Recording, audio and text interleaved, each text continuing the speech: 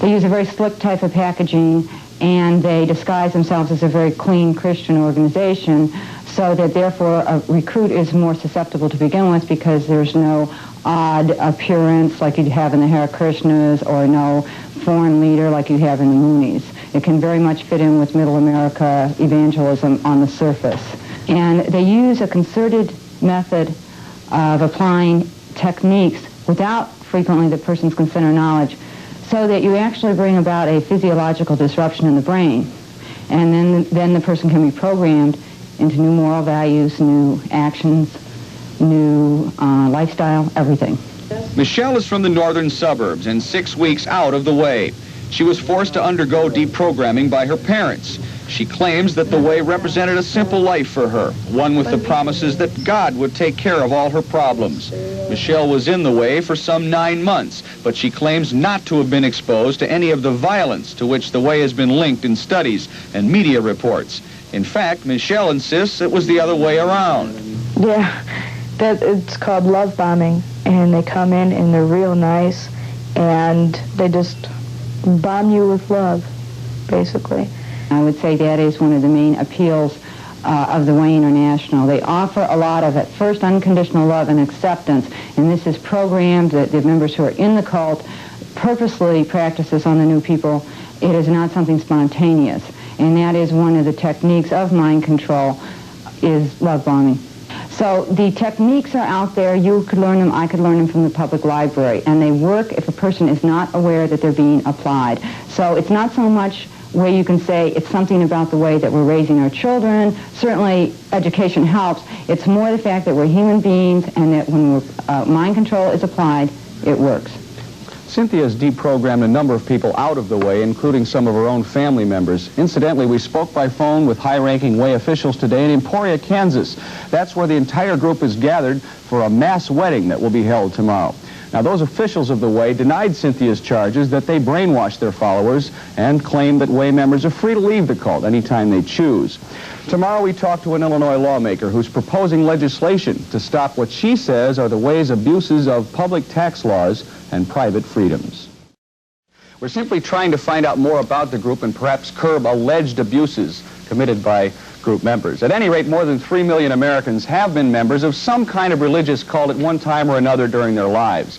Now, in many cases, people have found peace and meaning in their existences by surrendering their souls to a cult. But many others have been swallowed up by a fanatical religious group, and they've found that life can be living in hell on earth.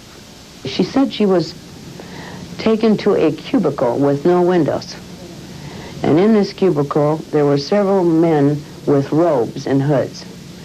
And they held her to the floor, and all in unison they said, "You will, you will, you will," until she said she passed out from fear. State Representative Betty Hoxie is describing what happened to one of her constituents at the hands of a religious group known as the Way. And so she is sponsoring 4 bills in the Illinois General Assembly to crack down on cults.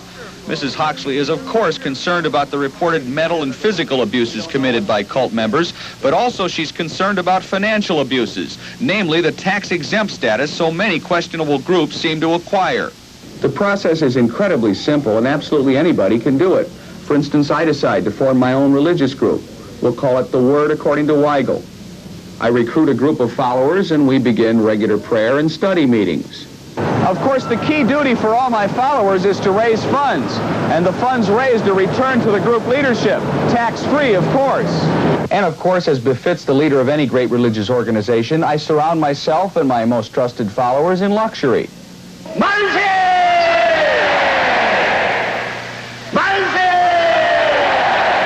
The Reverend Sun Myung Moon is a good example. He maintains 2 so-called palaces for himself, including a $1 million mansion in Terrytown, New York. The Reverend Moon also uses funds from his Unification Church to run a fishing fleet outside of Boston and a newspaper in Washington, D.C. It is written, it's the Word, the Word, the Word, and nothing but what? Victor Paul Werwell, the leader of the Way, maintains a private jet plane purchased from Exxon of Libya. He also maintains several Bible study campuses and a massive headquarters in New Knoxville, Ohio. The Way is the largest so-called cult in the United States, with an estimated 100,000 followers compared to perhaps 30,000 Moonies and 10,000 Hare Krishnas. The Way's membership has grown enormously in the past 5 years, and so have the group's assets. According to Congresswoman Hoxie, some of those assets have been gathered under false pretenses. They collected for education. The state's not funding enough, so we're collecting to help this or that with education. It really didn't have anything to do with education at all. Of course, any legislation that attempts to regulate religion almost automatically collides with freedoms guaranteed in the First Amendment. But Betty Hoxie claims her bills do not deal with beliefs, only conduct of organizations. If passed, the legislation would give families the right to sue religious groups for disrupting family relationships, require all solicitors to wear identification, make fraudulent fundraising a felony on the second offense, and make it a felony for groups to deny members food, health care, sleep, or contact with family members. Of course, it is the disruption of family life that remains the most heartbreaking aspect of cult activity in America.